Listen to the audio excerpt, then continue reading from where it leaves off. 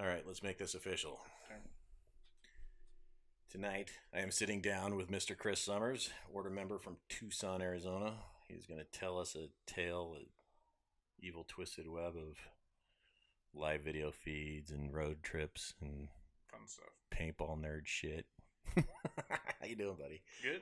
We've actually been talking for like the last fucking 3 hours, so hopefully we're not talked out. I don't think we are. It seemed like it was going pretty good. So hey, I'll just keep it rolling, huh? He's been in San Diego for what, 4 days, 5 days now? Since Friday, yeah, so 6 days. Yeah, yeah. How's that trip been? It's been amazing. We got to go everywhere.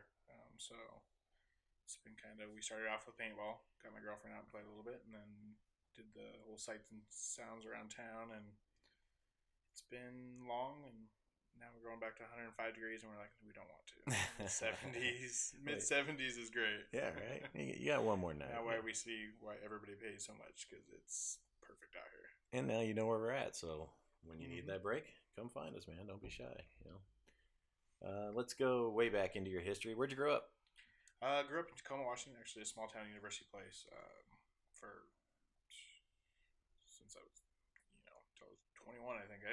Same house forever. And that's awesome. Now, didn't really move too much, so I kind of was lucky enough to grow up in the same town. Grew up, and then, finally got the heck out of Dodge, and now I've been all over. Now you just go back to visit, huh? Yeah, go back to visit. Go back for some water and some grass. Yeah. Some rain. Try to avoid the rain when I can, and take the sun with me. Growing up there, what was that like? Oh, it was best times ever.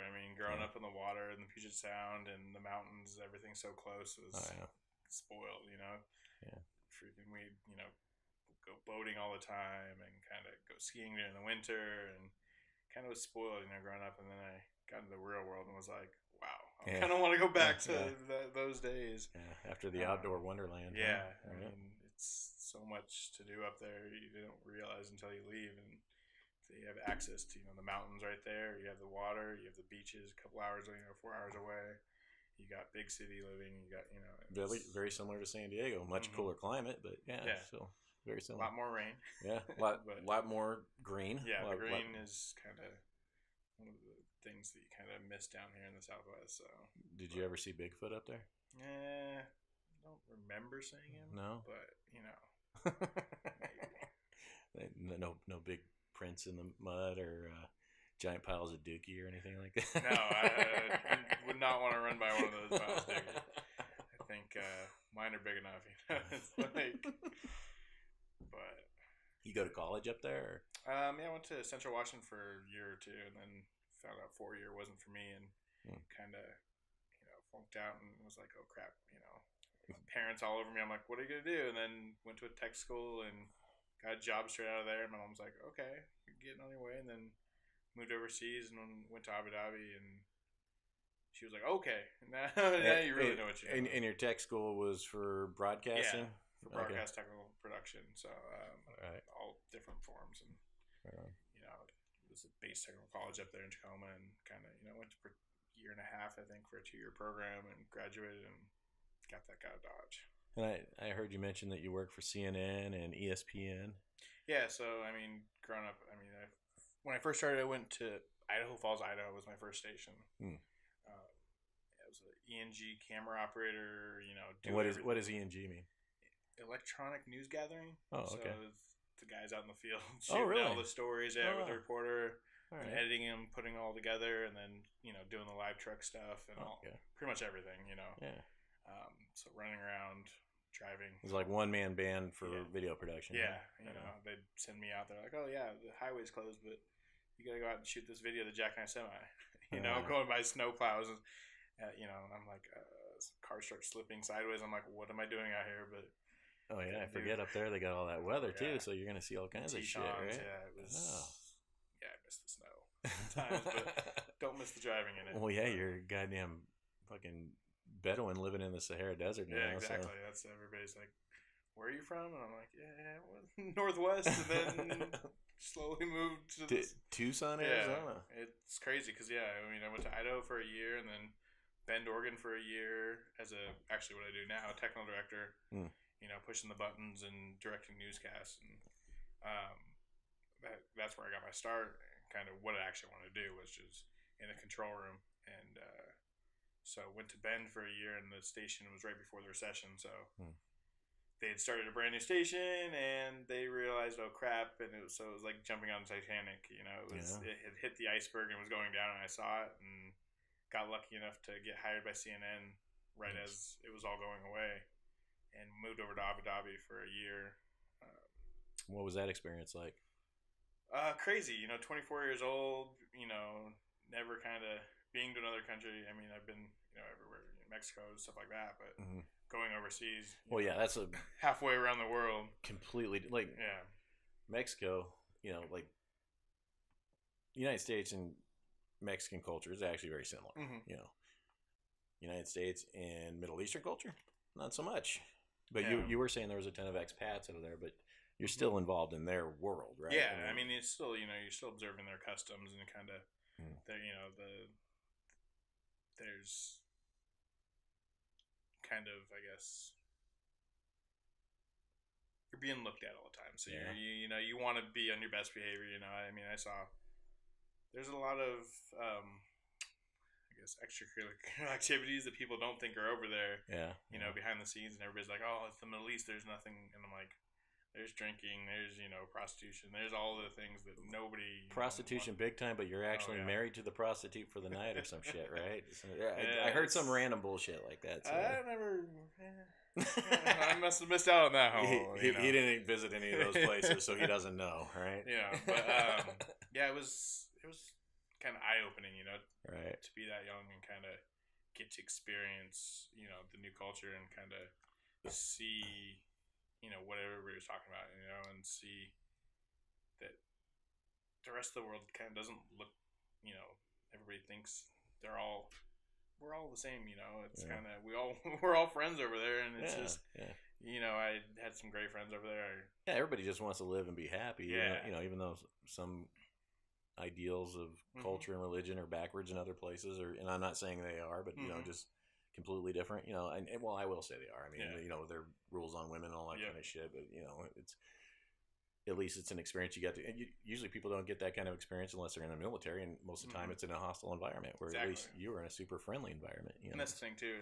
Being over there, working because I would see the military go out, and they kind of had this kind of chip on their shoulder sometimes, and it kind of you could see them interacting with the locals a lot differently than I would, because I was just working with them every day. It was nothing, Well, I bet they're kind of like a cop in uniform at Mardi Gras, right? Yeah, they're always kind of, standoffish. The nightlife over there is crazy. I mean, because you've got bars that are open till like 6 a.m. And just never sleeps. Yeah, it wasn't what I was expecting. I was like, oh, there's gonna be no alcohol and this and that. And I mean. There was no gambling, so I had to go to Egypt for that. But I was like, I wanted to get out. Really, just shoot over to Egypt, huh? Yeah. That's not right there, is it? I mean, it's 4-hour flights or just across the. But yeah, it was like I did actually my birthday trip. I was like, I need to get out of here because there's no history there. Yeah. It's only 60 years old. It was like you don't realize how much you kind of want something to learn. Continue to, and so went to Egypt and saw all that. That was. Great experience, Nice. Then I realized how much traveling is boring unless you have somebody with you, Share the experience. Yeah. And then when you're in Egypt, you get to see the pyramids, Sphinx, all that good shit. Pyramid, Sphinx, ride a camel, was on the Nile. Can you describe that? What was that like? Actually seeing that shit in real life? I mean, it's just. Do the pictures compare? The video compare? Yeah, I think you just imagine this.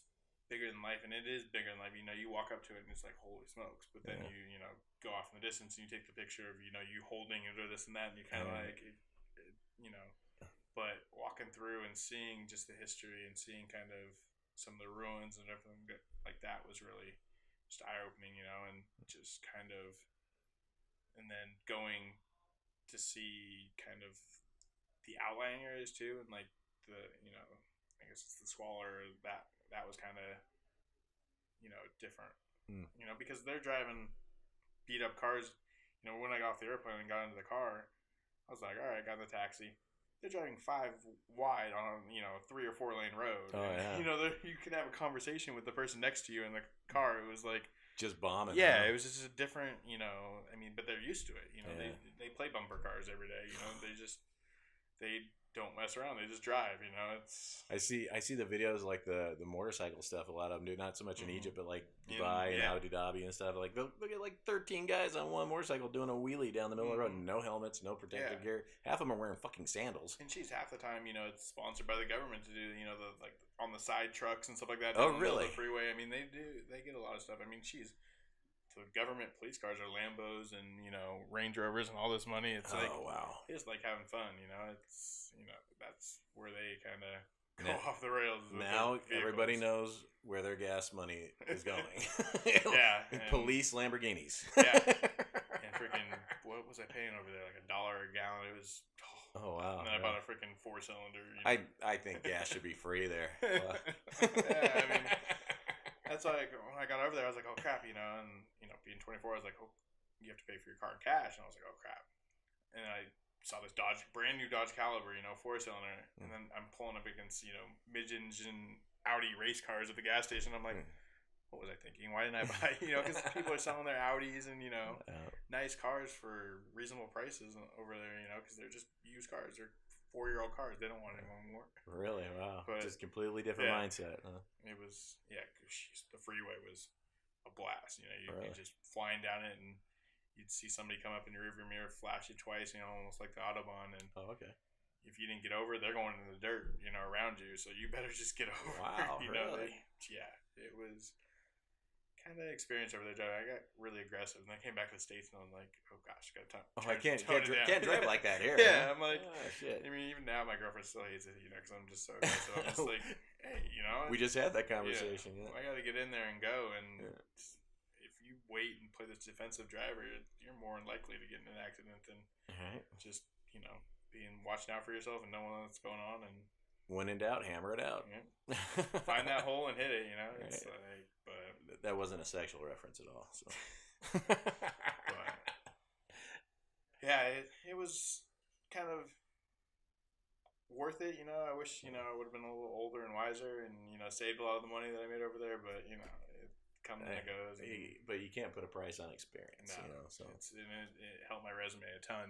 Because when I came back, the company I worked for in Tucson now, or before, they were like, "Are you sure? You're too high." And I'm like, "I just need a job. I'm coming back because I actually got some trouble over there. My company's like, oh, go back to the States." Oh, wow, really? Well, yeah, alcohol does.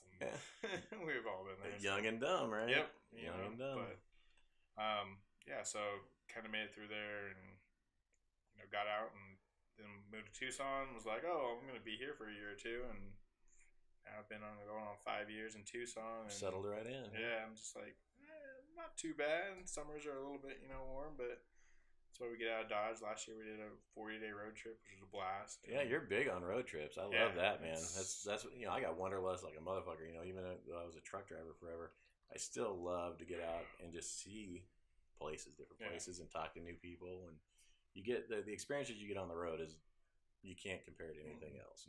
So that's the thing. So many people travel. I travel for work. Flying in, flying out. For like we were talking about ESPN or Fox or whoever. They're like, oh, come to a game in Chicago or whatever, and it's like fly in, the day before the game, go work the game, fly out. Yeah. And it's like you don't see anything, and everybody's like, oh, you were here. I'm like, I ate in the town. That's about it. You might as well have been in a cubicle. Yeah, exactly. And I'm like, I could have been at home. It's like the food, whatever it is. It wasn't it wasn't traveling. As I think about it, but on a road trip, just kind of going with the wind. Like last summer, we did a 40-day road trip, and just kind of like played it by ear, and we're like, all right, let's go. Let's touch on that. Did you guys have a formulated game plan, or did you just wing it, or kind of? Yeah, I mean, we had a kind of a plan because we were like, all right, so her family was going to meet us in San Francisco, so we kind of had a time frame we needed to be there, and then my family's from Seattle area, so we know we wanted to hit the Northwest, and then we're like, okay, if we're going up there, we might as well just come back down to the national parks. But other than that, we didn't really plan anything. I just kind of we went. We were only like 6 days off from seeing each other in South Dakota. Yeah, we were talking about it was like almost right up past it, and so we just started the road trip. Camp some nights, stayed in a hotel other nights. And kind of went by it. Went to Yosemite and what else? Glacier, Yellowstone. Hit all the major parks. Yeah, it was awesome. Stayed in Cody for a little while. Love that. I mean, Cody, Wyoming is. Is there one memory from that trip that sticks out, or? I mean, there's so many little parts of it. I mean, I think just Glacier was just gorgeous. I love that national park. I mean, it wasn't on my radar until we went on that trip, and then when we went through it, I was like, I tell everybody if you're gonna go to one national park, it's and you never hear it, and it's one of the best kept secrets in the world. And that's everybody goes to Yosemite because it's so close, or Yellowstone because of the geysers. But I'm like, those are both just overpacked, and you can't see anything because everybody else is there, and you're just fighting traffic and getting pissed off at each other. But you're seeing the backs of a lot of heads and cell phones, right? Yeah. You're fighting for that spot, and it's like Glacier. You just drive through, and you're just like, oh my word, because oh my gosh, what movie was filmed? The beginning of it, Red Rum. Oh, you're talking about The Shining? Yeah, The Shining. That beginning scene of The Shining when they're driving through. That was filmed there, and seeing it afterwards, I was like, "Oh my word!" It's just I want to go back. It's just the green and the mountains and everything right there, and we camped up there and just had a blast. A mutual friend of ours, Pax. He's just recently moved up to Montana, and I think he's Corvallis way, but big beautiful country out there.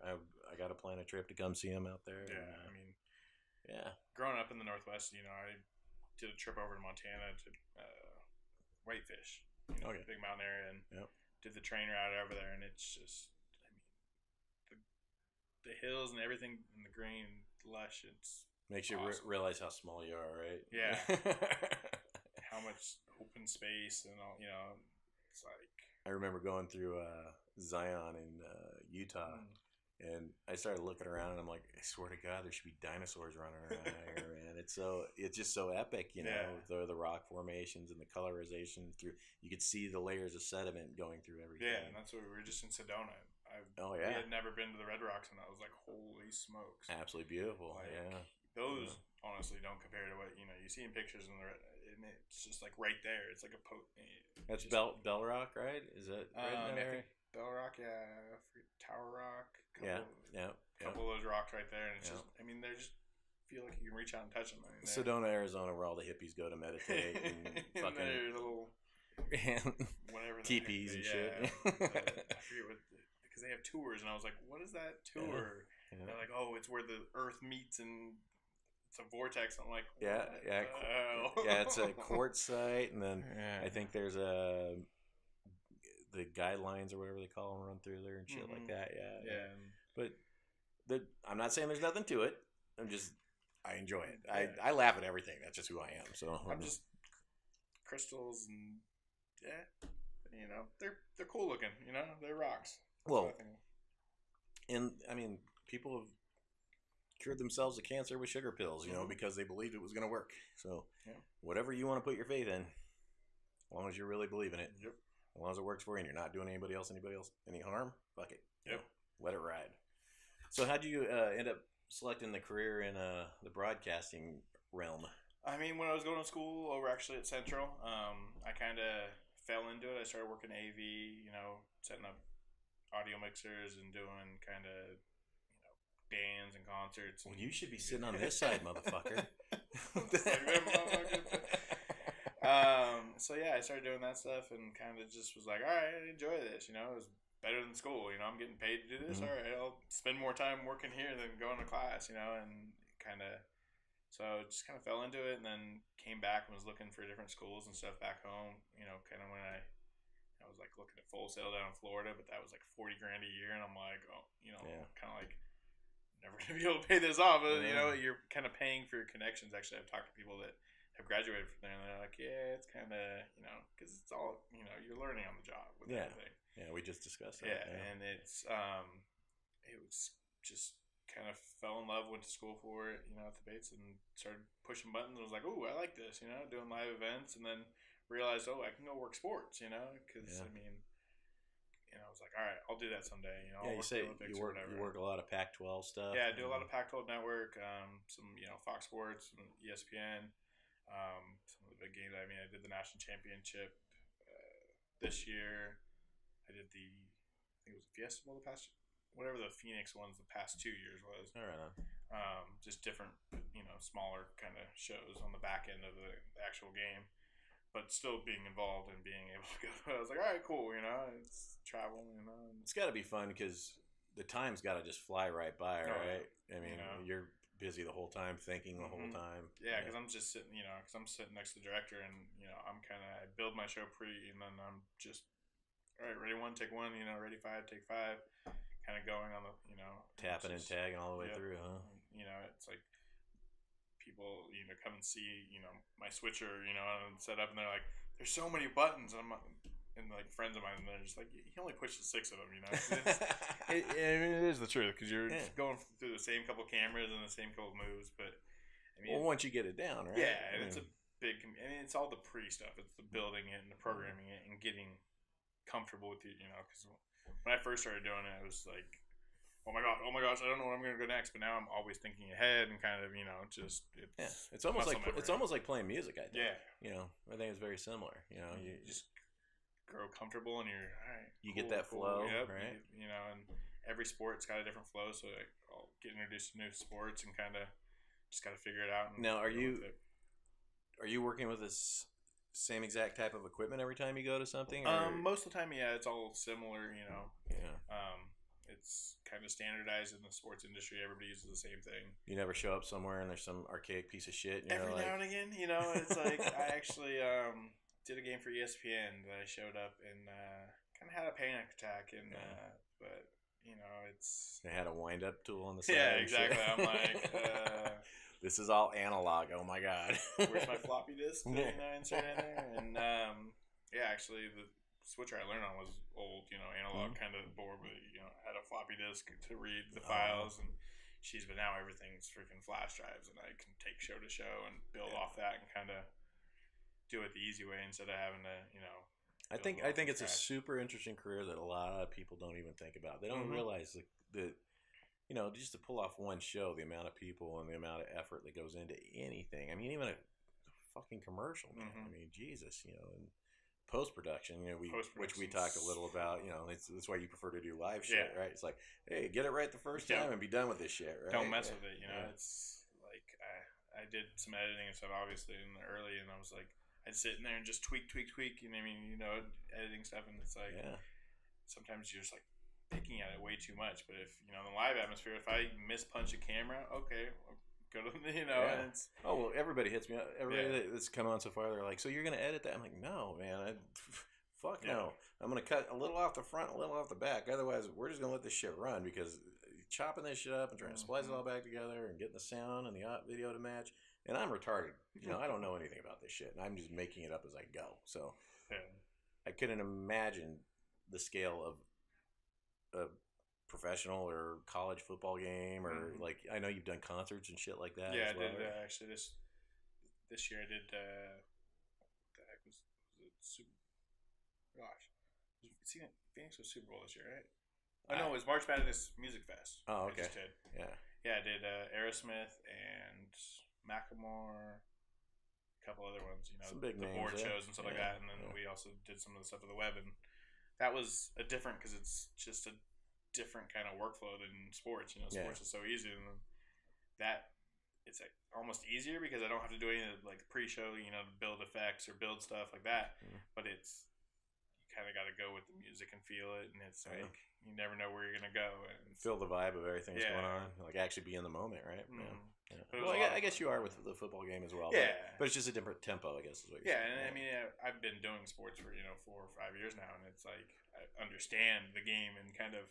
The camera cuts like basketball is so easy because it's just the hoop's always there. Yeah, right? You're up at the high camera, then you go to the low camera. You take a photo. Whoever was shot the shot, and kind of go back and forth, and it's kind of this circle. But that's probably one of the drawbacks to we haven't even touched on this yet, but Chris is a paintball player. I am a paintball player. Chris has actually worked on the video production side of paintball, and comparing that to basketball, whereas you're chasing one ball and there's only two hoops, so there's not a lot of places where the action's at other than those spots, opposed to paintball, where the action's all over the fucking field. It's crazy. I mean, I've done pretty much, I think, every iteration that's been around as a webcast as far as the professional league goes. Started with MPPL Live, and it was like kind of, well, crap, nobody knew what to do. It was, we were just like, all right, how do we show this action? And then, with Capture Spore and PBA coming along and kind of, you guys were coming in raw dog and just going for it, was, right? PBA was, Surfing Live was how that started, because Chuck and the surfing guys kind of got together, and then they brought me in. I was actually working with B and Nick Trotter. I hope I pronounced his right, from England or whatever. Hopefully I'm pronouncing his name right. Yeah, the drunk guy that talks a lot. I don't know. And then it was like the first, and I was working actually when I started 2005 with Chris Rail in the NCPA. That's actually when I was going to school. Kind of jumped in there and was like, oh, I'll be an intern, do whatever. So I started with that, so those honestly broadcasts were kind of what led me to want those to be real paintball. But obviously the budget was a lot bigger because, CSTV and all these different things were involved, and they would cut them live on site, but then actually produce them after the fact. Well, yeah, I mean, I remember 2004 when we were playing, we were on ESPN2, and we were getting a lot of coverage, and it was really good. And then all of a sudden that fell apart, and then all of a sudden there was this private entity doing the video, and I think that's what you were part of, right? Yeah. I wasn't really looking at that, so I was just a player at the time, so I wasn't. It was really, just all there, yeah. And so it was kind of the iterations that have gone through. Just each one has kind of taken something that's been learned before and tweaking and changing, and from PBA days to now Go Sports, and kind of you get some core people who follow along through it, right? And it's it's learning from each other, but also trying to put their own spin on it and kind of to make it work for the sport and make it more efficient, more cost effective, and provide a better product. Right? And that's the thing. It's a lot of people don't realize how much money behind the scenes goes into it. Oh yeah. In a major sporting event, they're spending $50,000 to $100,000 easy on a game. Yeah. With the trucks costing them 15 to 20, 30 grand, then all the staff to go with it, the crew, and if you have 5, 6, 7 camera guys, it adds up quick, and budgets can go ridiculously expensive, and it's like everybody's like, oh well, I can just put my buddy on a camera, and it doesn't work that way, because if they don't know the sport, they don't know how to shoot with the camera, it's not going to look that good, and so it takes a lot. I mean, me personally, I haven't watched any. I'll caveat, I haven't watched any of the Go Sports stuff this year, but I'll tell you, last year's product compared to the PSP, I felt like the PSP product was better. Maybe they're getting better. I will take the time to watch Atlantic City. I've just been too busy, and or I was at the event and couldn't. So you can't watch at the same time. Yeah. And I mean, it's. I know for a while, the original Go Sports was kind of an outside entity that didn't really understand the sport, but then they've kind of tweaked that and brought in some of the old kind of. Well, now they got our buddy douchebag Darren working in there, so. And he's kind of brought the product back to what PBA was, with kind of keeping So it's getting there, but it's tough sport to follow. There's no ball. There's no there's not one object to follow, and. Everybody kind of tries to say, oh, well, but, and I mean, different people want different things. Some people just want the overhead so they can see everything that's going on at once. Then some people want the camera cutting and all this stuff. And then others, are like, oh, just give me both sides of the field. And it's, it's all preference based. And everybody's got a thought, and everybody kind of, but it all comes down to what can be done for the budget, whether it's a pay-per-view service, just like UFC or anything like that, or it's, an out there kind of free service, and then the sponsors are paying for it, and I think there's a bunch of leagues out there doing it now, WC is doing it, the other league down here, kind of John Acrole's league. Yeah, Almost Famous. Yeah, Almost AFPL. Famous. Yeah. He's doing web streams as well as doing some videos. Mm-hmm. And I worked with him, and he's got some great ideas and doing great things for a regional league. I was involved in the very beginning of that. So and John's taking it through the roof. Yeah. So, yeah. And so I worked with him at PBA and stuff like that, and seeing kind of that growth was awesome, and kind of it's giving the players what they want. Yeah, well, it's awesome it's awesome to see that kind of coverage at a regional level. Mm-hmm. That's huge, because before you were lucky if you got a picture at a fucking regional event, let alone live video feeds and shit. I mean that takes a lot of money and a lot of effort. So I mean, my hat's off to him. That's he invested a lot of time and effort into it, and the product showing, and now you see different fields doing it, even based on a nightly basis, or league night and different things like that. Friend back home actually, back up the north, started it for their leagues, and started in their indoor and out their outdoor at TBS up in Everett, and he's just streaming the games, has both sides of fields, and and I think a big part also is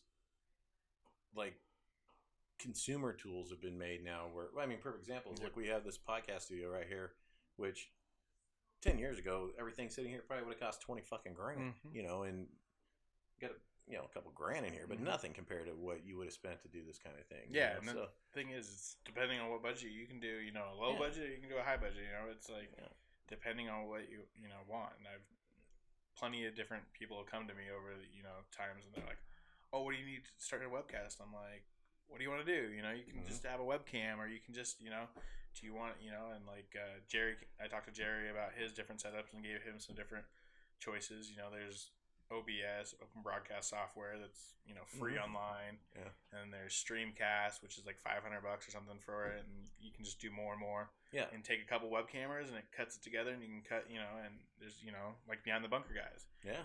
They're doing stuff like that. And, yeah, they're actually, their production value looks really solid for what they do. Todd does a lot of work in there, and kind of just the whole graphics look and everything is really solid. And, I think he does use Streamcast. And it's, run on a PC, It's, you can do it with a couple webcams, and you can kind of upgrade from there. Yeah, I'm actually, at some point down, I need to pick your brain, because I'd actually like to get where I could get a couple different camera angles going and learn how to work all that shit, but it might need my brain, so I don't know. There's only so much you can fit in this stupid head, so.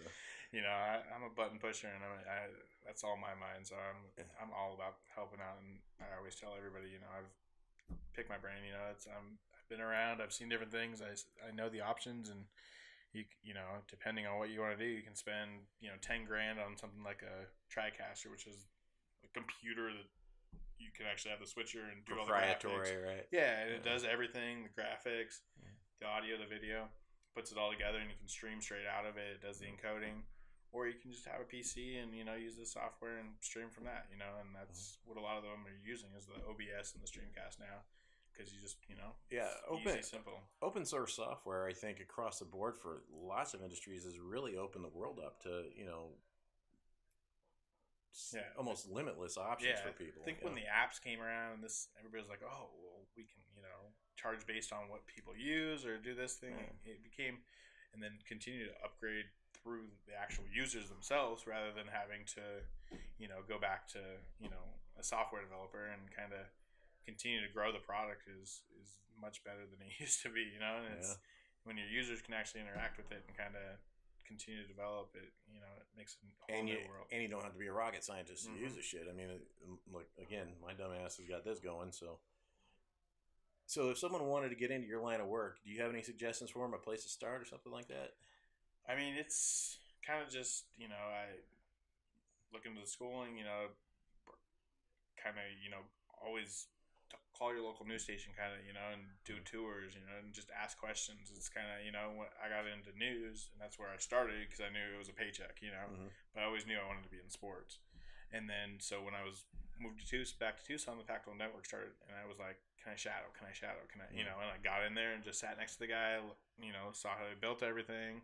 And then he kind of became my mentor, and, I actually had a mentor from back home that does Seattle Mariners for the NHK, and kind of, I just pick their brain and continue, and it's all about, when I tell all the students to come through, I'm like, just get in there and shadow, and, kind of learn, and, So instead of just thinking you want to do it and jumping in head first, actually try and get your feelers out there. Like you said, take some tours, actually, like perfect examples, a lot of people think they want to work in paintball.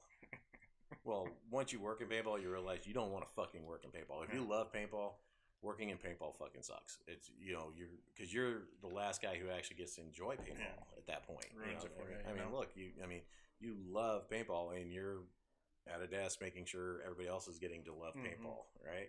You're sitting there running that video board and making all the cuts and trying to make it the best experience you can for them, instead of being the guy who's out there on the field actually getting to play. And I mean, because like I know Go Sports just ran. I didn't get to watch any of it yet, but they just ran a big video series out at CPX for Living Legends. Arthur and those guys were all out there, and I know Nick was out there doing live streams and stuff like that. And it was, it's. They're putting all that time in. They don't, Nick got to play a little bit. I saw him pull out his cocker, and he was, all about it. But it gotta work, and that's what you gotta focus on. And it's fine. Like me, I've been playing since '87. I'm 30 years into the game. If I never get to play again, I'm fine, as long as I'm getting to help other people learn to play. I'm at that point. But shit, it took me a long time to get to that point. I was willing to past 20 years playing where every time I was at a paintball field, I needed to be playing. It was hard to create that division for myself, especially coming off the fucking tournament field. I didn't want anything to do with paintball. I was so bitter. I was like, I can't compete at the level I used to. I'm never going to be that good again. I could go help this team, but it just annoys the shit out of me to be yelling at people and not be the guy doing it, because I did a bunch of coaching and shit. And I picked up fucking golf, I was like, I thought I was dead, That's sport, that's actually, growing up, my mom, we were members of like a local course, and she's like, why don't you want to play golf? Why? I'm like, why didn't I play more golf? Why didn't I get better? But I was always out playing paintball. That's kind of what, she's like, it's so expensive and this and that. You got a golf course right here. And I'm like, oh, come on. Golf is just as expensive as paintball. Oh, yeah. Not as bad. But from your mom's perspective, I'm sure she didn't realize she's just like, holy crap, And I mean, you're spending $60 a day at golf. You're spending $60 a day at least at, at paintball. And I mean, it was just kind of not in her wheelhouse. So and then she saw where it kind of took me and the different things it did, and she's like, all right, it's a hobby. And let's go back to the beginning. How'd you get started in paintball? Oh my gosh, I was trying to actually think about that before I came over, because I was like, I know you're gonna ask me that. And Here it comes. Like, I had to be around middle school, junior high. Went out to a local field. It was actually in Fife, right off the freeway, called Urban Paintball. And I remember it was Port Splat, so it was like just a small alleyway pretty much. I mean, thing is tiny compared to, probably like an indoor field, even smaller than most indoor fiels. And it was just this little alleyway, and I was like, all right. So I kind of got introduced there. So it was more like a drill field, right? Yeah, I mean, it was buildings down the center, and then fake wall on one side with a beach on one end, and then a 2-story police station on the other. That actually sounds kind of cool. Like it was kind of cool. Close quarters combat. Yeah, it was really small. I mean, you probably do, what could we, maybe max, 10, 15 on 15, it was small. And they had a little side field that was kind of like a D-Day thing, which was like, kind of went up and turned, and they had this whole rocky mountain kind of dug out, so it was like 5 on 15 type thing. So for a little field, there was a lot back there. Yeah, there was a lot, and it was, but it was just super small. And I remember, I started playing there, and then I started working, doing the whole, I'll do whatever, I'll raffle, pick up stuff. So I got. So you go full. Okay, so with the video production work with paintball, it goes fucking full immersion. You dive into it and fucking get to feel it and live it and breathe it, right? All right, cool. So I started playing, and then that field kind of went away because property values next to the freeway, all this stuff, and started playing kind of more airball and tournament stuff out at can't remember the name of the field, out towards Puyallup, and started playing out there, and they had an airfield, my first airball field, and go out there and did the same thing, would ref a little bit and play and do all that kind of stuff, and got in the tournament kind of area, playing local, events, whatever, three-man best, I think, paintball out there. I love 3-man. I actually went back home, 2 summers ago, and me and a buddy we just happened to both be back home at the same time. We hadn't played forever. Like, oh, let's go play a 3-man. Picked up another guy, and we're like, all right, went out and got third place. We were like, holy crap, we weren't expecting. He was, my buddy Geoff was just like pissed all day. He's like, oh, we're not making finals. I'm like, dude, we're right on the cusp. We're getting some points, and this and that. And I walk over, and Danny was actually up at DBS and up in Everett, and he's like, yeah, you guys are right there, and let me go look, and yeah, you guys are in finals, and I'm like, all right, let's go play, and nice. So for throwing a team together last minute the week of, both of us happened to be up there, and some of my favorite memories are I've played on teams that absolutely blew out the competition. We won everything all the way up to first place, never even got tough.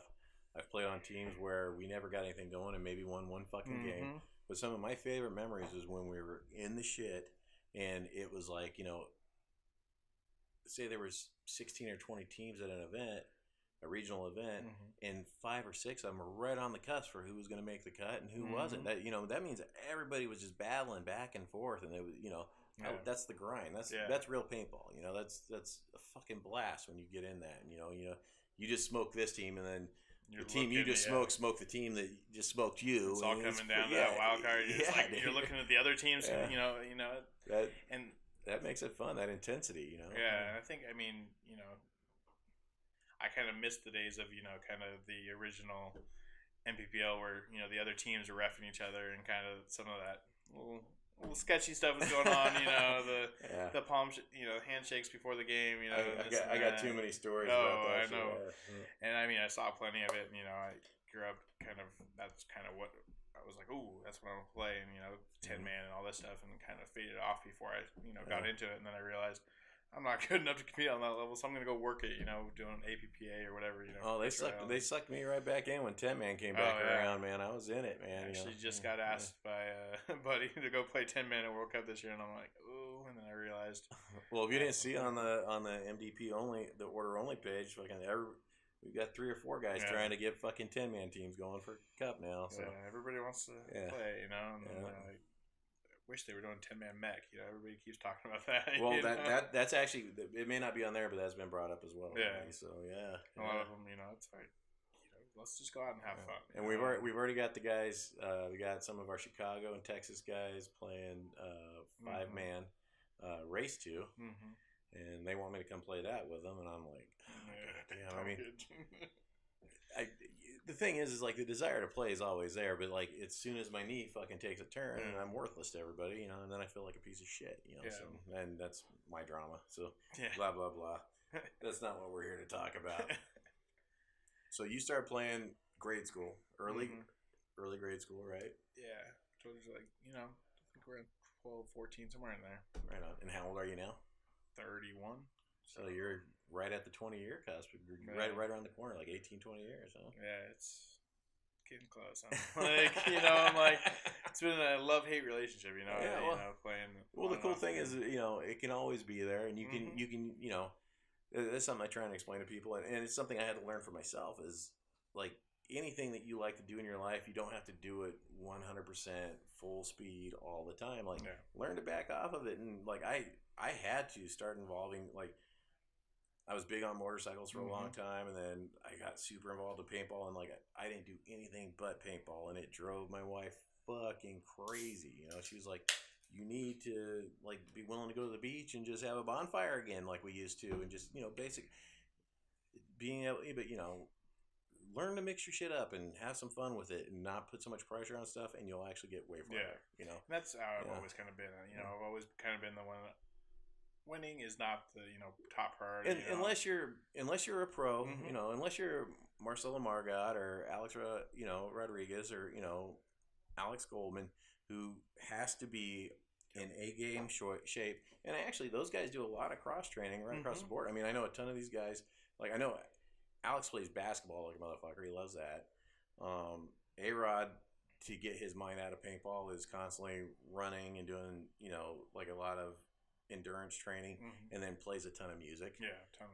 Marcelo does a ton of cross training as well, and been doing a lot of boating with Greenfield and Skimp and stuff like that, and world travel. Geez, I'm super proud of those kids. You know, to see where they've been able to go with it, and fucking God bless them, man. Because it's a grind. You know, these guys are not getting the kind of money. You know, they're professional athletes, and they are not getting the kind of money that you would in the NBA or the NBL or. Yeah, and that's. I mean, I've always Division II hockey. They're not getting Division II hockey money. You know, they're not. Yeah. I mean, growing up in the Northwest, was always the Naughty Dogs, and then now Thunder, Rocky, and Rocky Casey coming back now and playing. I saw him up at Super Game, and Corey and Casey. Actually, my first autococker was Casey's autococker from back in the day. Yep, good people. And the Fields are really good people. Corey, now she's shooting 2 of his Luxes, and every time I see him post another one, I'm like, ooh. He kryptonite. Yeah, he knows it's kind of my weak spot.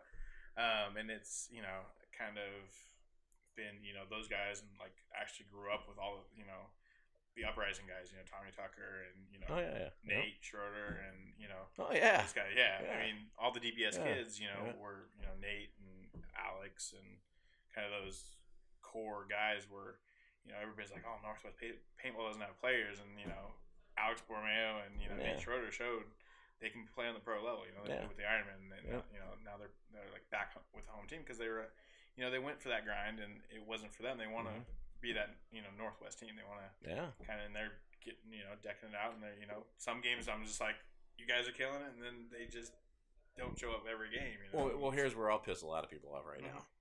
Right off the bat, I'll tell you, so we got NBA, we got NHL, we got all it, and all these major league sports. So a team like San Diego Padres. I feel like everybody who plays for the fucking Padres should be from San Diego. I think everybody who plays for Pittsburgh Steelers should be on the fucking, from Pittsburgh. I mean, really, if that's how we're going to do it. Going back to Oakland right now. I'm a Seattle fan, and I'm like, all right, I kind of understand. We all knew he wanted to do it, and he's doing it for his hometown. And I understand that they say, no, it's professional, and that's why we hire these guys, and we're able to farm them and contract them out. No, fuck that. If it's really going to be a team for that town, well, it should be people from that fucking town. And San Diego won't ever win shit if that's the case. I know that, but because we got it too easy here. This is a super laid back, easy town, and that's why we don't win shit. We're not, we don't have the shitty weather Pittsburgh does, and look at Green Bay. Why is Green Bay so awesome? Everything because Green Bay fucking sucks. I mean, just the place. It's cold. Awesome people. Don't get me wrong. I got buddies from Wisconsin. I got buddies from Minnesota. All the great Northwest, and their weather sucks. And so when it makes harder people, tougher people that when it's time to grind, they got to grind. I mean, it's like the Russians. Yeah, they people. Grinded hardy as fuck. Forever. They got much more extreme, harsher environment to deal with. It's and I think that really shows through in the character of individuals. I mean, we have to work harder here to be tougher. It's sad because it's easy to become pussified here because it's so soft. It's like it's like if you lived on a beach every day and didn't have to do shit, then you're not going to be as aggressive as somebody who grew up in the projects or in the fucking extreme cold and had to fight for food and fucking warmth and shit like that. It's just and I think it would be great to see that. Like, I mean, that's the only reason the fucking Yankees win all the time. It's not because they got a bunch of hometown guys there. It's because they got all the money. Fucking that's. They just buy up it all. Being a Seattle fan, being a Mariners fan actually forever. We'd just sell off trade off, Brett Boone, A-Rod, all these players, came through Seattle at one point, Randy Johnson, I grew up with those guys, and then seeing them go off and do their stuff, it's like, oh my word! But at the same time, that's what they're doing. That's the business, right? And I guess that's really the problem. It's the business instead of being the game. And I think that's where paintball kind of goes back to, because it's still that game. It's still that everybody wants to, Ironman. That's the kind of the Southern California kind of. That's where I want to be. I grew up with Iron Kids and all these different things, and the majority of the Ironmen are actually at least Southern. Even though, even Pax, he lives in Montana now. Motherfuckers from Southern California, So, and look at Dynasty, man. I mean, 90. I'm not going to try and name it off, but I mean, most of that team is from Southern California. A couple, I know Alex is from NorCal. Yeah, I think Oliver was from Oliver's retired. But I think Greenspan's from NorCal, but we'll see how long that lasts. Yeah, right. Retirement in paintball is kind of a loose word. I would love to sit down with that kid and not talk one word about paintball. Just everything else he's got going on. He's got so much going on. I love where he's gone with his life. He's expanding. He's enjoying it. Yeah, and he's just doing, what makes, kind of, that's the same thing, with me. It's like, I'm loving life, being in the news and having a job for a long time. I was just like, and now having a career and enjoying what I do and being able to take time to travel and kind of see the world. It's like, you kind of. And that's something I try and tell kids, that I'm mentoring. I'm like, you got to put that time in. And we've all been in a shitty spot. Like I'll hear kids complaining they're not making enough money or they're not happy with their job. I'm like, hey, this is just a rung in the ladder, but be reaching for that next rung.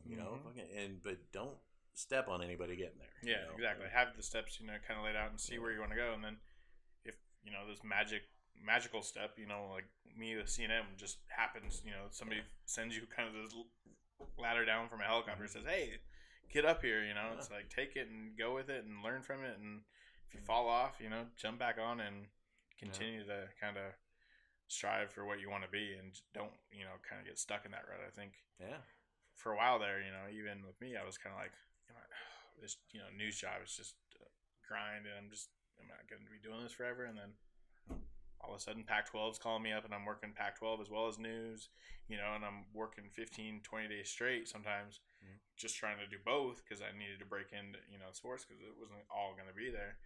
And then finally I'm like, all right, I went to my, boss. I'm like, hey, I need March off. He's like, oh, that's not going to happen. I'm like, well, here's my 2-week notice. Yeah. And they're all like looking at me like I'm crazy. And I'm like, I've done the math and it's going to work out better for me. This is where we're at. Right?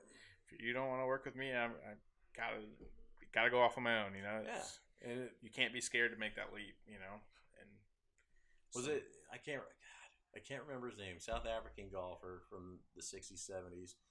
I want to say Knight, but I don't. I keep saying Bobby Knight. I know that was the fucking basketball fucking coach, but he had this quote. He was practicing in Texas, and he's sitting there hitting balls out of the sand, boom, boom, boom, and this guy walks up to him, straight says, "Hey, those are some pretty lucky shots." And he's like, yeah, the more I practice, the luckier I get. That's really kind of, that's what that all goes down to. Fucking you gotta fucking put in the work, and at some point in time suddenly it's all gonna get easier. Just like lifting weights. I mean, you can start with 90 pounds or 200 pounds wherever you're comfortable starting, but if you want to get to that next level, you got to put in the work. And at some point in time, that 90 pounds is going to feel like nothing, and 110 pounds is going to feel like nothing, or that 200 pounds, that 300 pounds is going to feel like nothing because you put in the work. Yeah.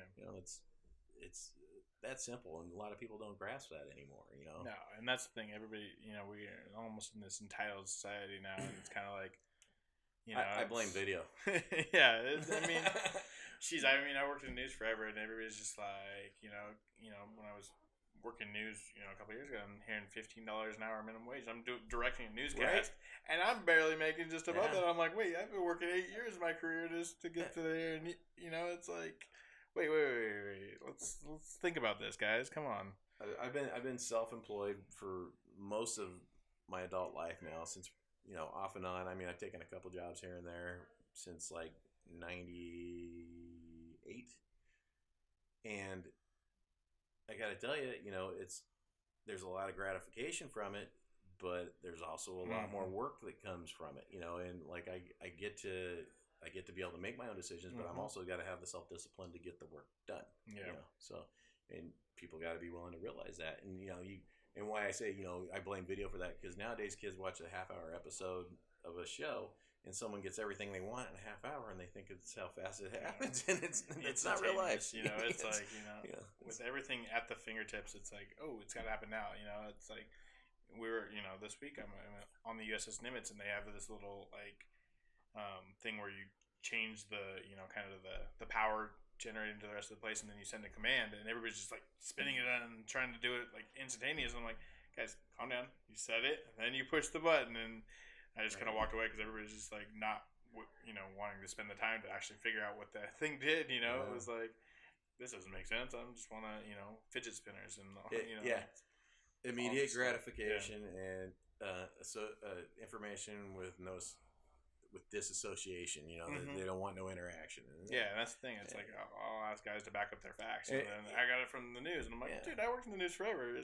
And that's one side of the story. And anyone who's listening to this, understand, we're not saying this to bash anybody. We're trying to help you open your eyes and just see that, you know, there's a lot more to life. You know, I mean, that's a big part of what MDP is about. You know, our mentorship and self-improvement stuff. You know, a lot of us have been through this shit, and we want to share that with you. That's all it is. It's really taking the knocks and it. You know, it's like it's a grind, and you got to do it. And even now, it's like now that I'm freelancing on my own, I'm kind of like summers are dead. I'm like, holy crap, how am I gonna get to get to my next work? You know, it's like, oh crap, get to the next. Where's the bank account? Right? Where's the bank account? You know, and I'm like, oh, I know. But you know, it's when I get back to work and it's going back up the other way. I'm like, all right, cool. You know, and how much do I need to get through? You know. I'm at the same place like with the MDP, you know, because I've always worked for myself and have all these different jobs going on where I'm doing consulting, working real estate, helping die. You know, I got a whole bunch of streams of revenue that I was always working on, and now the MDP is getting so big. I spend a lot of time working on that, but it's definitely not self-sufficient. You know, but it's my passion. I'm going to keep grinding on this motherfucker because I love it. Side projects are always, and I mean, you can see what it's done for people. I mean, I think it's been a positive influence in your life. Oh yeah, you know? I mean, been around everybody. You know, I mean, Schuster I've known for 10 years. So, I'm sorry. I know. Yeah. We all have to deal with him, and it's like, and kind of when it all was starting, I'm like, porno, and he's like, and we'll fill out your application, do all it, and then kind of thought about it, and I'm like, yeah, I'm gonna do it, it's because it's kind of that world of, there's a support system there, and there's the group that knows kind of what I'm going through as well as, that I can help do whatever, I'm going to do. And we all build each other up. Yeah. And we can all just, help in different instances and, and then just, I mean, the mass amount of people, living was just. Yeah, right. Numbers were crazy. And that's just the fun part, right? I mean, how good was that to show up? I mean, our order, I think 60, 80 order members there, and then, probably another 60 just supporters, hangouts, Vanguard, whatever you want to call them. And that's, going to events and, because I'll go to an event by myself no matter what, I want to go to Super Game, and I went this last year, and I know, just this weekend, I was busy at the schoolgirl run doing motorcycle shit. You were doing paintball shit, representing the MDP. And I went out there and ran into Art, another MDP guy, from he's out of the LA crew. Yep, and I was like, wow, because it's we're all around, but we're just doing what we enjoy, and it's kind of a blast, and there's so much to do, like traveling, and it's that's probably one of the biggest ones I try and push with everybody is I really want people to get out and see some world, especially like a lot of people don't realize how much is right in their own backyard, maybe an hour away, 2 hours away, super easy to get to, really. How much we were talking about US's Midway with you, exactly. Like, I haven't been there yet. It's like whenever it's in your backyard, you kind of are like, oh, I can put it off, and that's the thing I realized, because being over in Abu Dhabi, I'm like, why didn't I go to India? It was right there, and I'm like kicking myself because I'm like, oh, and geez, when I lived up in Idaho, Montana, Yellowstone, all this stuff was there, but I didn't go there until my 40-day road trip, and it's just kind of get out and see the world and travel and see friends, and like Tucson, you've been through there, and it's a great little town, and I mean, people, a lot of history there that people don't know about. There's I mean, so much, with just Sonora, being so close to Mexico, and everybody, and it's like, people are like, oh, well, I'm going to go to Phoenix, and Phoenix is great. I enjoy cities, but it's kind of, they go to Scottsdale or this or that, and I'm like, go see outside there. Go to Tombstone, go to Yuma, like Sedona. Yeah, Sedona. Keep shooting straight up to Prescott. Flagstaff. Oh God. There's so much out there, and and go to hit the random museums like. Me and my girlfriend were talking about it today. There's just these people rushing through the USS Midway Museum, trying to just get it, take it, and then leave, and not even like listen to the history. And I'm like, when we go to these places, we are like, all right, this says 3 hours. We're gonna be there 5 hours. Soak it in. Yeah, we were in Cody, and we ended up stopping at the it's the Wild Bill Museum or whatever over there. Nice. And we weren't expecting it. We were like, oh, we'll spend 4 hours there. We ended up spending all day there, you know, and had to stay an extra day because it was just, there's so much, you know, and awesome. That museum, honestly, if anybody ever gets the chance, one of the top museums I've been to, you know, because it has the gun museum in there of everything. I mean, every Winchester, every Maid, every, you know, Glock, all these things. Just so much. All right, so now give a city and state and explain the hours. Yeah. All I remember, if you're going through Cody, you'll see it. You know, left hand side. There's not much in Cody. There's that and the rodeo, and but yeah, it was. You know, it's got all that, and it's got his life. You know, and it's got some art, which, you know, I'm not a huge art, but it's like that Western art, and it had like a guided tour and told you a little bit about it, which made it more interesting. You know, and kind of drew me in. You know, my girlfriend didn't like the guns, so I was over there for the whole time. Then she got drawn away to some other stuff she enjoyed, so it worked out well because there's like 5 different museums in the one museum. A little bit there for everybody. Yeah, and they give you a 2-day pass for one. You know, so nice. They know you're going to spend a lot of time there. You know, when you buy in. So, but yeah, it's like we get drawn into, you know, the history. When we were in Prescott, we went to, you know, the history thing and kind of why is this town here? You know, not just go see the tours and go to the stores and shop. It's like I got to figure out what's going on and, you know, why it was a railroad town and kind of how it came to be. And, you know, Prescott, not many people know, is, you know, we're the first, was it the governor or something, you know, was like the first hub, and then they moved it to Tucson and Phoenix. And it's kind of interesting. I was like, oh, I never knew that. I never knew Prescott was, you know, the center, but that's where, you know, the copper mines were and the gold mines and stuff like that. So everybody was close to there. So just wanted to be there. Up in the mountains out from here, it's actually probably a solid, from my house, probably an hour and a half. There's an area called Warner Springs up in the mountains. It's actually like if you drew a straight line, there's not really roads to it, but it's like halfway between here and Palm Springs, right? And I had no idea, but that was the original like stagecoach route.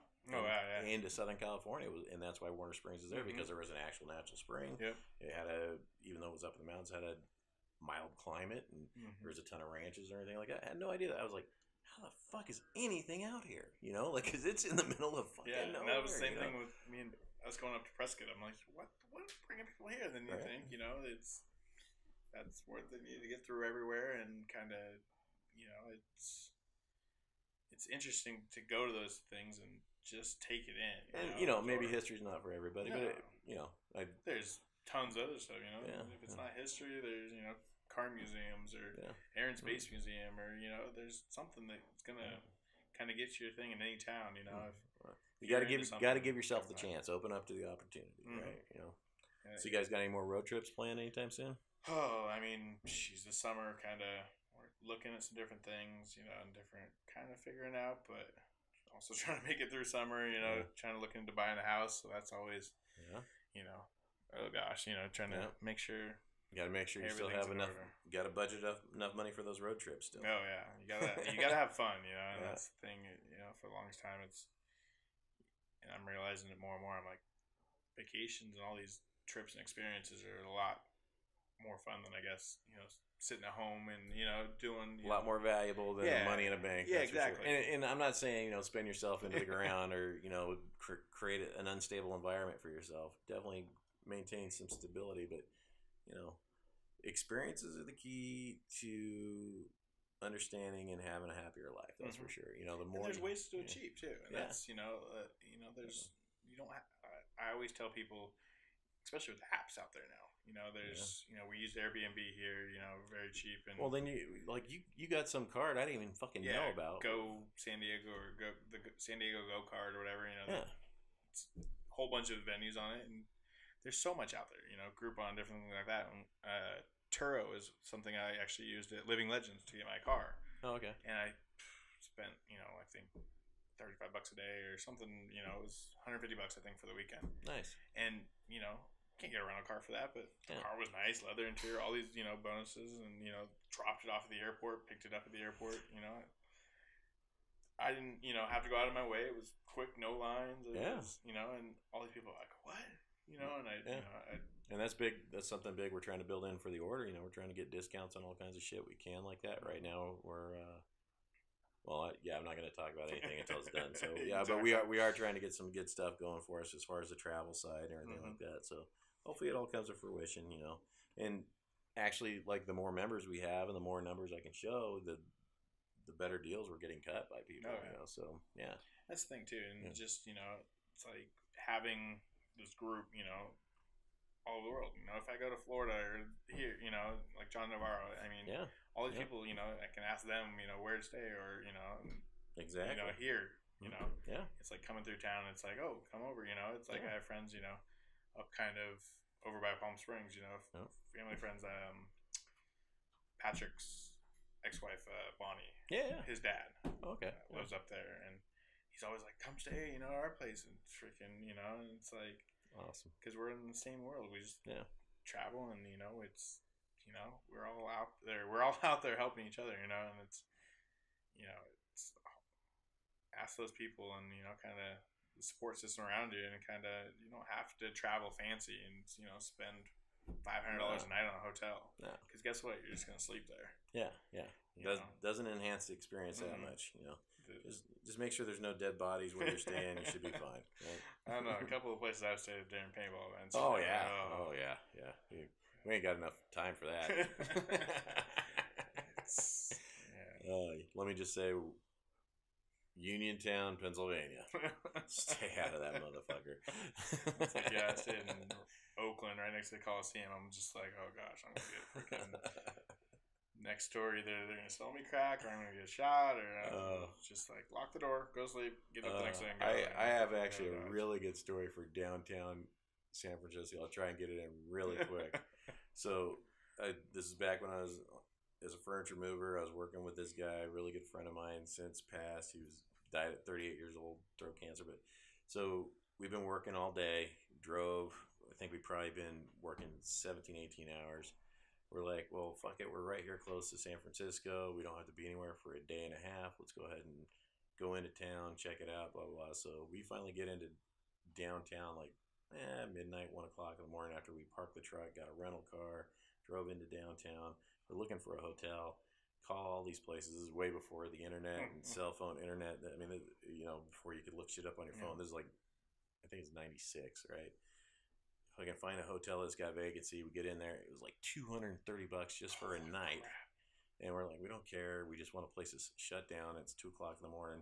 As we're getting out of the car, there's this dude sitting there, no teeth, fucking on like a sleeping bag, and just looks up at me. Don't mind me, just smoking my crack, and like got a little glass pipe and smoking. I'm like, all right, cool. We go into this hotel. This building's been built in the 1850s. It's got one of the little cage elevators and shit like that. This Russian chick who's working the counter, she's like, you can put the bags, but you walk up the stairs. I'm like, all right, cool. All right. Our bags go in the elevator. We shut the gate, push the button, we walk up 3-4 flights of stairs. We get up into the room after getting our bags, and I sit down on the bed. I'm like, Mike, man, the bed's wet. And he's like, what? And then so he touches the bed. He's like, what the fuck? Flips on the light switch, and we look up, and there's like this big like glass globe, and you can see the water where it's leaking. The bulb is still lit in the water, and it's dripping off the edges and hitting the beds, our two beds, and like, all right, well, I guess we're not staying here, right? Because it was the only room in the place, and so then we go back down and we explain to the chick, and she's like, I'm not giving your money back. I'm like, well, the room is soaking wet. Someone's gonna get electrocuted, or something's gonna happen. Something bad's gonna happen, and she's like, no refunds. We're still like, all right, fine, fuck it, we're out, And ended up driving all the way back out of town, like 3-4 o'clock in the morning. We get a Motel 6 for like $60, like only 2 blocks from where we parked the fucking truck, and then slept for a couple hours, then went back up in it. But that hotel room like still gives me fucking nightmares. It just like sleep. Did you even go in the bathroom to check for dead bodies? No, you just go straight. No, dude, straight out of the room. Like the smell in the room and everything wet and cold. Like, this is just weird as shit, man. And like, she didn't even care. She's like, oh, that happens, like, okay, cool, And it was really could have been a cool building, but like that, just between the crack guy out front and then the fucking everything. and like I said, we've been working solid 18 hours. Probably only had maybe 4 hours sleep the night before. We've been working and driving and shit, and I felt like I was in a dream. Like I couldn't believe this shit was real, And then it was a really weird experience. I just had to throw that in there real quick. Yeah, I mean, I do all this traveling and doing Airbnbs and last minute stuff. Never know what you're gonna get, but I'm getting lucky every time. It's like get these great people, because they're all in the same boat. They understand. Yeah. They kind of, the Hiltons and all these people are ripping us off. Yeah, right. Paying $150 to stay in a place for a night. Unless you're going to a resort or something and paying for the amenities. But. Jeez, I love friends of mine that go to Vegas and they're like, oh, we gotta have a suite and this and that. I'm like, no, I need a freaking place off strip that I can freaking pass out and wake up and go do it again the next day. I don't want to spend all my time in the hotel room, but I don't want to also be a shock tank. Yeah, right. So I'm gonna throw a screwball at you here. Mm-hmm. Do you have one person that you has been a force or admired, or someone you look up to in life, someone that you want to be like? Oh, a mentor. Is there anyone who sticks out for you? In my career life, it's been my friend Jim Walliser up in Seattle, kind of, because when he gave me my first job, I was in school and I was actually doing dressage, like horse shows and stuff like that, for a friend that it was actually his replay operator in the truck. And I get a call, right before game. And he's like, can you be up to Seattle 45 minutes, work a game? I'm like, sure, get in the car, run up there. Boom. Get there, and they're like, yeah, actually, we don't need to do, because I was going to be a utility, like move a camera and some cables and stuff like that. Like, yeah, we don't need you for that, but you can stay and we're going to pay you. Oh. And so I sat in the truck the whole game. I set up a little camera before, like a little, POV camera type thing for the scoreboard operator. And then just sat in the truck, and that's where I wanted to learn, to be a TD. Was sitting next to him, just seeing what he was doing. I was like, that's the spot I want. Right. I want to see all those camera angles. I want to see what's going on. I want to push the buttons, and so that's kind of always been, my thing. I stay in touch with him still today and ask him questions, and kind of, he actually asks me questions now because I work on some of the equipment that he doesn't. He works on the Sony equipment, and I work on the Grass Valley more.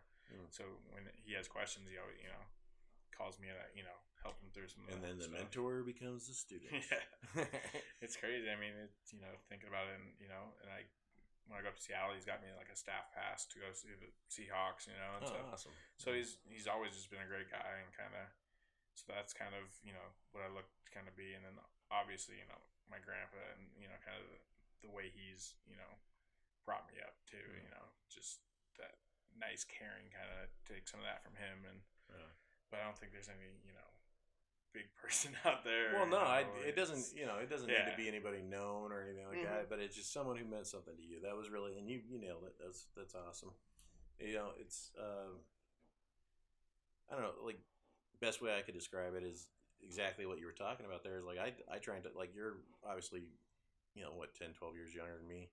I look to you guys. I ask you guys all the time, where do you see, or what do you think we need to do to mature the MDP, to continue to grow it, to take it the right direction? Because, I'm from an older school, and I'm not in touch with the next generations. And this is actually something we want to see exist way beyond us, and it has to progress through these generations. And, we still got to keep it tight and maintain the foundation.